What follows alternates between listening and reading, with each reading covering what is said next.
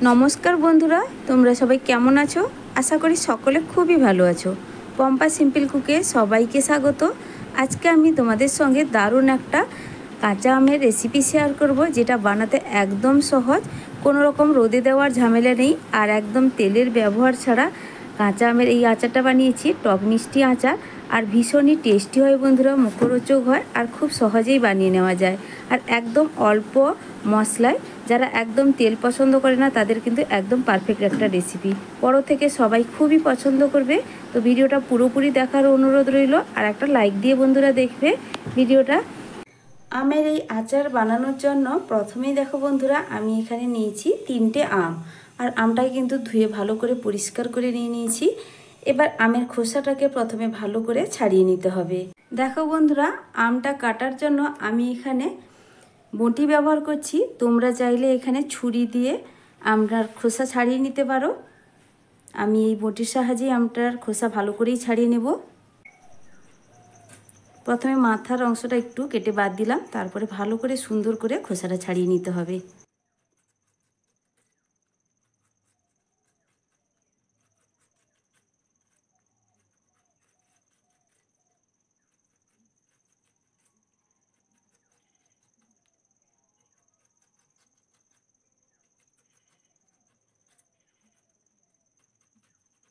দেখো বন্ধুরা, আমি খুব সুন্দর করেই একটা আমের খোসাটা ছাড়িয়ে নিলাম।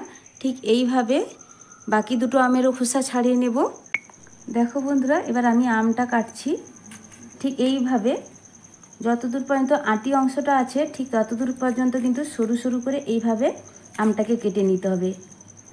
তো গোটা আমটাকে ঠিক এইভাবে আমি কেটে নিচ্ছি। দেখো বন্ধুরা, আমি আমটা ঠিক কিভাবে কাটছি তোমরা দেখে নিশ্চয়ই বুঝতে পারছো।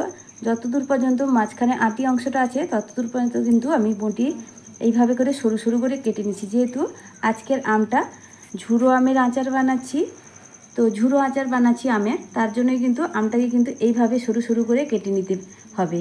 তো এইভাবে কেটে নেওয়ার পর আমি একটু লম্বা লম্বা করে কেটে নিচ্ছি। খুবই সহজ বন্ধুরা,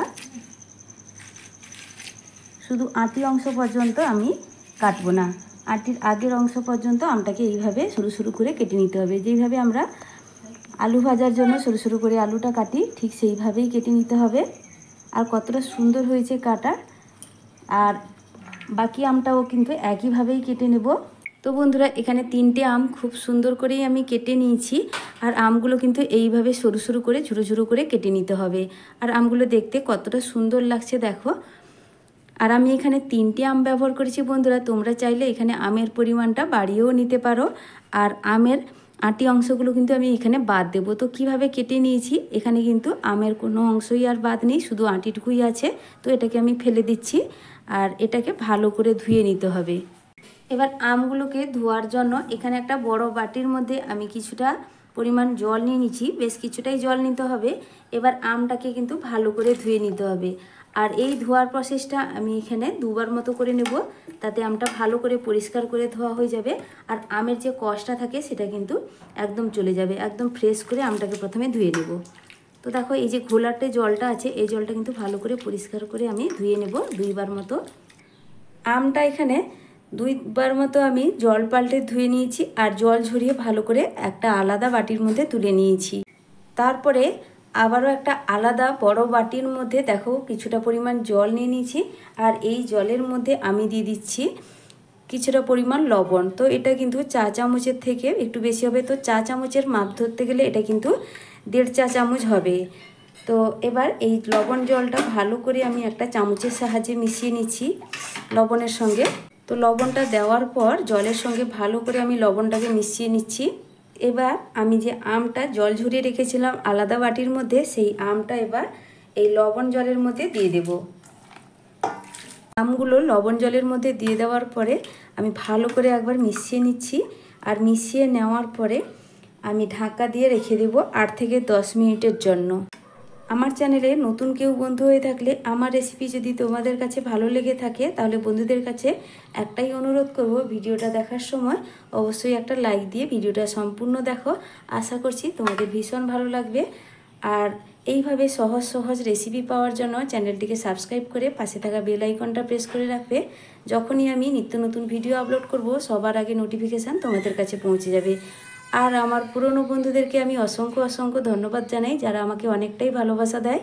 এবার আমি এখানে একটা শুকনো খোলায় মশলা ভেজে নেব। তার জন্য গ্যাসে একটা তাওয়া বসিয়ে দিয়েছি, আর তার মধ্যে দিয়ে দিচ্ছি 2টো শুকনো লঙ্কা, চা চামচের হাফ চামচ দিচ্ছি 5 ফোড়ন, একদম অল্প পরিমাণ দেখো বন্ধুরা দিয়ে দিচ্ছি গোটা জিরে।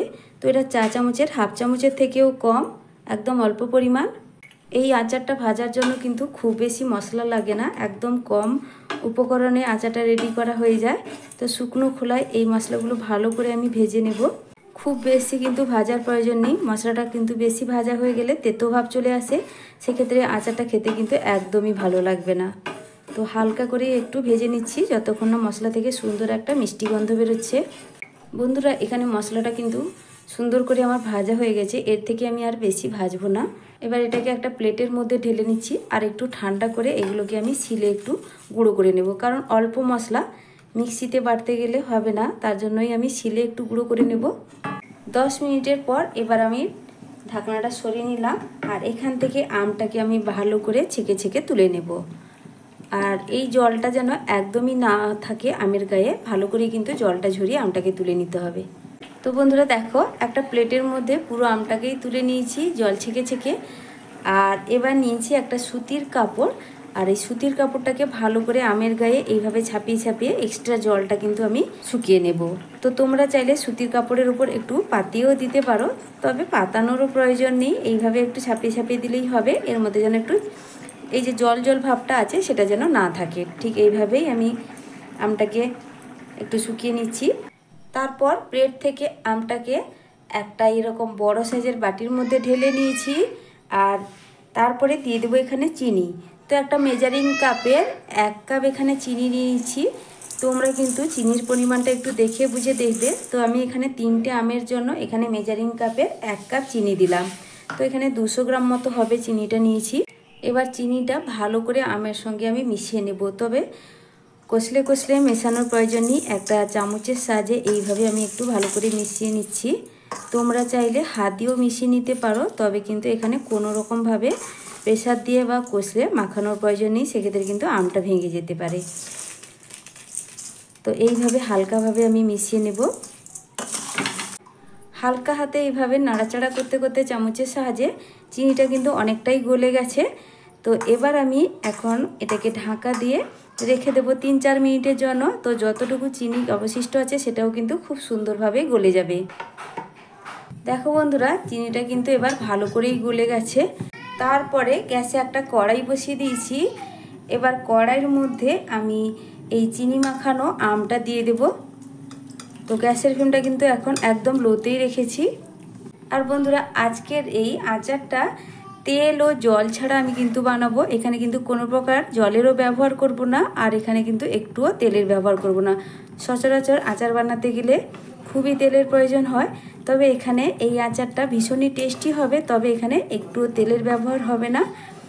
তেল ছাড়াও কিন্তু ভীষণই টেস্টি এই আচারটা, খুবই মুখরোচক হয়। এবার দিয়ে দিচ্ছি এতে 1 চিমটির মতো হলুদ। তো হলুদটা দেখেই বুঝতে পারছো একদম কিন্তু অল্প পরিমাণ, এর থেকে বেশি কিন্তু দেওয়ার প্রয়োজন নেই। আর খুব সুন্দর একটা কালার আসবে, তার জন্য আমি আর একটু দিয়ে দিচ্ছি কাশ্মীরি লাল লঙ্কার গুঁড়ো, তবে এটাও কিন্তু একদম অল্প পরিমাণ দিলাম। গ্যাসের ফ্লেমটা একদম লোতে রেখেছি। তারপরে আমি হলুদ আর লঙ্কা গুঁড়োটা, কাশ্মীরি লাল লঙ্কার গুঁড়োটা ভালো করে মিশিয়ে নিচ্ছি। আর এখানে আমি আর লবণের ব্যবহার করছি না, তোমরা চাইলে এখানে সামান্য একটু লবণ ব্যবহার করতে পারো, যেহেতু আমি লবণ জলে ভিজিয়ে রেখেছিলাম, তার জন্য এখানে কিন্তু আলাদা করে আর লবণ দেব না। তো যতটুকু পরিমাণ লবণ জলে আমটা ভিজানো ছিল তাতেই কিন্তু আমটা হালকা লবণ ভাব আছে। তো তোমাদের যদি প্রয়োজন হয় সামান্য একটু লবণ তোমরা এখানে ব্যবহার করতে পারো। বন্ধুরা চিনিটা যেহেতু গলে জল হয়ে গেছে, দেখো সেই জলে আমটা খুব সুন্দর করেই ফুটতে শুরু করেছে। হালকাভাবে 2-1 বার আমি নাড়াচাড়া করে দিচ্ছি এইভাবে। আর এখানে খুব বেশি নাড়াচাড়া করার প্রয়োজন নেই, তবে আমটা ভেঙে যাওয়ারও কিন্তু এখানে ভয় নেই, কারণ এখানে আমটাকে প্রথমে আমি লবণ জলে ভিজিয়ে রেখেছিলাম, তারপরে চিনি দিয়ে আমটা কিছুক্ষণ চিনির সঙ্গে মেশানো ছিল, তার জন্য আমটা কিন্তু কোনোভাবে এখানে ভেঙে যাবে না বন্ধুরা, তো ভয়ের কোনো কারণ নেই। এবার এই অবস্থায় আমি ঢাকা দিয়ে রেখে দেব 8 থেকে 10 মিনিটের জন্য। এতে আমটা খুব ভালোভাবে সেদ্ধ হয়ে যাবে। ঢাকা দিয়ে গ্যাসের ফ্লেমটা আমি এবার মিডিয়ামে করে দিলাম। অবশ্যই গ্যাসের ফ্লেমটা মিডিয়ামে রেখেই আমি 8 থেকে 10 মিনিট হতে দেব। তো এইভাবে সেদ্ধ ঢাকা দিয়ে রাখলে আমটা চারদিকে খুব ভালোভাবে সেদ্ধ হয়ে যাবে। 10 মিনিট হয়ে গেছে। 10 মিনিটের পর আমি এবার ঢাকনাটা সরিয়ে নিচ্ছি। এবার দেখো এখানে অনেকটা কিন্তু জল শুকিয়ে গেছে, দেখেই মনে হচ্ছে। আর খুব বেশি জল কিন্তু এখানে নেই। তো আমটা থেকে যতটা পরিমাণ জল বেরিয়েছে বা চিনিটা বলে যে যতটা পরিমাণ জল ছিল এখানে কিন্তু খুব বেশি নেই। ভালো করে আবারও একবার হালকাভাবে নাড়াচাড়া করে নিচ্ছি। আর এখানে আমটা কিন্তু খুব সুন্দরভাবেই গলে গেছে। আমটা এখানে সুন্দরভাবে সেদ্ধ হয়ে গেছে, অথচ আমটা কিন্তু এখানে গলে যায়নি। এবার গ্যাসের ফ্লেমটা আমি লোতে করে দিলাম। আর যতটুকু পরিমাণ এখানে জলটা আছে সেটা কিন্তু ভালো করে শুকিয়ে নিতে হবে। ঠিক এইভাবে হালকাভাবে একটু নাড়াচাড়া করে দিচ্ছি। আর এবার এই অবস্থায় রেখে দিচ্ছি গ্যাসের ফ্লেমটা লোতে করে কিছুক্ষণের জন্য। আমটা এখানে অনেকটাই শুকনো শুকনো ভাব হয়ে গেছে, তো এখানে জলটা নেই বললেই চলে। এই অবস্থায় আমি দিয়ে দেব ভেজে রাখা মশলা। তো যে মশলাটা আমি শুকনো খোলায় ভেজে রেখেছিলাম সেটা এইভাবে একটু গুঁড়ো করে নিয়েছি। এবার এই মশলাটা এর মধ্যে দিয়ে দিচ্ছি।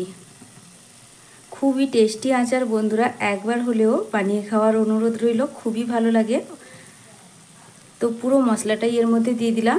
তারপরে আচারটা বেশি দিন ভালো রাখার জন্য বা সারা বছর ভালো রাখার জন্য দেখো বন্ধুরা এই ভিনিগার আমি দিয়ে দেব। আর এখানে ভিনিগার বোতলের যে ঢাকনা হয় সেই ঢাকনার 1 ঢাকনা মতো দিয়ে দিচ্ছি, তবে খুব বেশি না, এটাই আমি দিয়ে দিলাম। আর এইভাবে ভিনিগার সামান্য একটু দিয়ে দিলে সারা বছর কিন্তু আচারটা খুবই ভালো থাকে, নষ্ট হবে না। তো এবার ভিনিগার দেওয়ার পর মশলা আর ভিনিগারটা আমের সঙ্গে ভালো করে একটু মিশিয়ে নিচ্ছি। ভীষণই টেস্টি আচার বন্ধুরা, বাড়ির বড় থেকে ছোট খুবই পছন্দ করবে। ছোটরা তো খুবই আনন্দ পাবে এইভাবে আচার বানিয়ে খাওয়ালে তাদেরকে। এইভাবে হালকা হাতে একটু নাড়াচাড়া করে নিচ্ছি। এবার এটাকে আর একটু শুকনো শুকনো করে ঝরঝরে করে নেব বন্ধুরা। এখানে আচারটা কিন্তু আমার পুরোপুরি হয়ে গেছে। আর এবার গ্যাসের ফ্লেমটা এখানে বন্ধ করে দিচ্ছি। তারপরে আচারটাকে আমি তুলে নেব, যখন একটু ঠান্ডা হয়ে যাবে তোমাদের সামনে পরিবেশন করে তারপর দেখাবো। তো বন্ধুরা আমের আচারটা হালকা একটু ঠান্ডা হয়ে যাওয়ার পর আমি একটা প্লেটের মধ্যে তুলে নিয়েছি। এবার দেখো আমের ঝুড়ো আচারটা কতটা সুন্দরভাবে তৈরি হয়েছে, কতটা ঝরঝরে, দেখে নিশ্চয়ই বুঝতে পারছো কতটা পারফেক্টভাবে আচারটা রেডি হয়েছে। এটা দেখতে কতটা লোভনীয় লাগছে। আচার কিন্তু আমরা প্রত্যেকেই খুবই ভালোবাসি। আর এই আচারটা ভীষণই টেস্টি একটা আচার।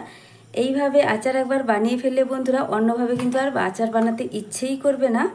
তো আমি এবার আচার তোমাদের একটু তুলেও দেখাচ্ছি কতটা ঝরঝরে হয়েছে। দেখো বন্ধুরা প্রত্যেকটা আমের যে আমি কুচো করে কেটেছিলাম, ঝুড়ি মতো করে কেটেছিলাম, সেটা কিন্তু প্রত্যেকটা লেয়ারই বোঝা যাচ্ছে। আর আমার মতো করে আমার রেসিপি ফলো করলে তোমরাও কিন্তু খুব সুন্দর করে এইভাবে আমের আচার বানিয়ে ফেলতে পারবে। দেখে নিশ্চয়ই বুঝতে পারছো দেখো কতটা সুন্দর হয়েছে।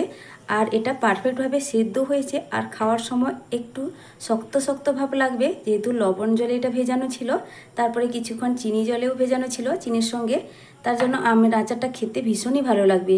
মুখে পড়লে একটু কচকচে ভাব লাগবে, তাতে ভীষণই ভালো লাগবে। তাহলে বন্ধুরা আমার এই আজকের আমের ঝুড়ো আচার তোমাদের কেমন লাগলো অবশ্যই কমেন্ট করে জানাবে।